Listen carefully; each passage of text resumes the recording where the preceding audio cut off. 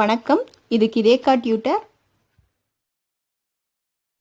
இன்றைக்கி saree ஓரம் அடிக்கிறத பற்றி பார்க்கலாம். இந்த crepe silk, synthetic silk, spun saris இது எல்லாமே நம்ம லேஸாக வெட்டிட்டு நூல் இழுத்து தான் ஓரம் அடிக்கணும். ஏன்னா கத்திரிக்கோலால் வெட்டிட்டு கிழிச்சிட்டா அது டேமேஜ் ஆகிறதுக்கு சான்ஸ் இருக்குது. நீங்கள் இந்த மாதிரி த்ரெட்டை இழுத்துட்டு அதை அப்படியே லேஸாக வெட்டிகிட்டே வரணும். அப்போ தான் உங்களுக்கு அந்த த்ரெட்டு நேராக நூல் இலை கிடைக்கும். இந்த மாதிரி இழுத்து அந்த த்ரெட்டு எங்கே போகுதோ அங்கே கரெக்டாக நீங்கள் கட் பண்ணினீங்கன்னா அது நேராக வந்துடும்.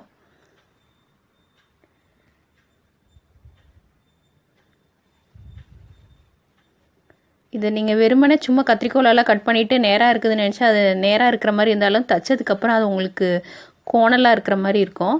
ஸோ நீங்கள் த்ரெட்டை இழுத்துட்டு கரெக்டாக அந்த இதை கட் பண்ணிவிட்டு தைச்சிங்கன்னா தான் தையல் ஃபினிஷிங்காக நேராக வரும். saree கட்டும் போதும் அழகாக இருக்கும்.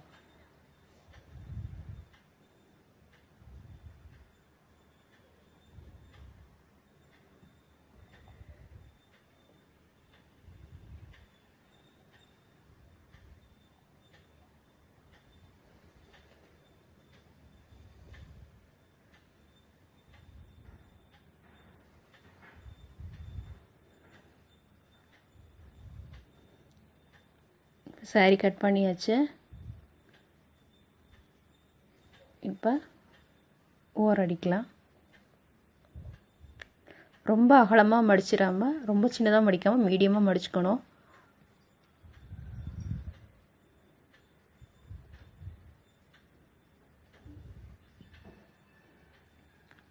தைக்க ஸ்டார்ட் பண்ணும்போது லாக் மாதிரி போட்டுக்குங்க. அப்போ தான் தையல் பிரியாது.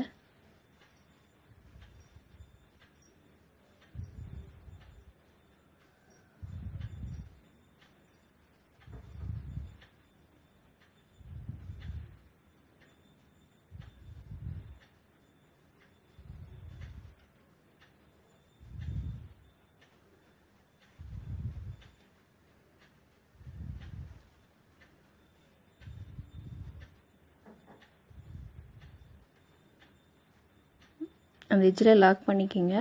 லாக் பண்ணி தையல் போட்டுக்குங்க. இப்போ முந்தி சைடு ஓரடிக்கிறது பார்க்கலாம்.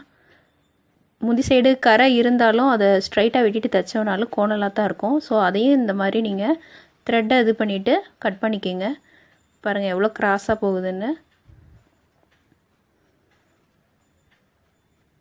இதை நீங்கள் அந்த பார்டரோடு இருக்கட்டும்ன்ட்டு நீங்கள் கட் பண்ணாமல் தைச்சிங்கன்னா saree ஸ்டெப் வச்சு கட்டுனதுக்கப்புறம் அது நெளிஞ்சிட்டு கோணலாக நிற்கும். ஸோ நீங்கள் கிராஸாக இருக்கிறத கட் பண்ணிவிட்டு வெட்டி தைக்கிறது ஃபினிஷிங்காக இருக்கும்.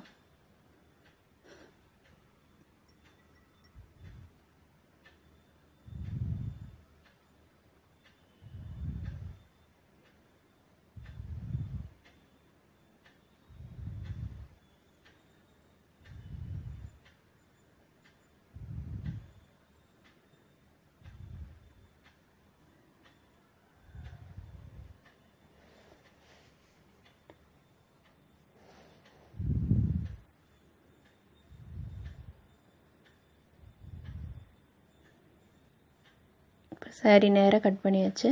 இப்போ இந்த சைடு ஓரம் அடிச்சுக்கலாம்.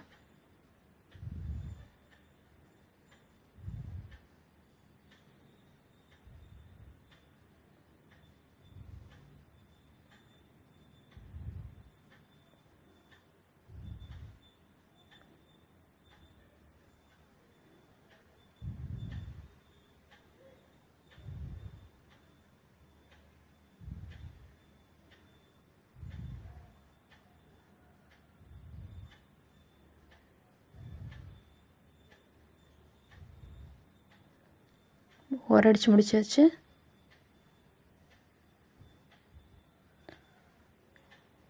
உங்களுக்கு புரிஞ்சிருக்கும்னு நினைக்கிறேன்.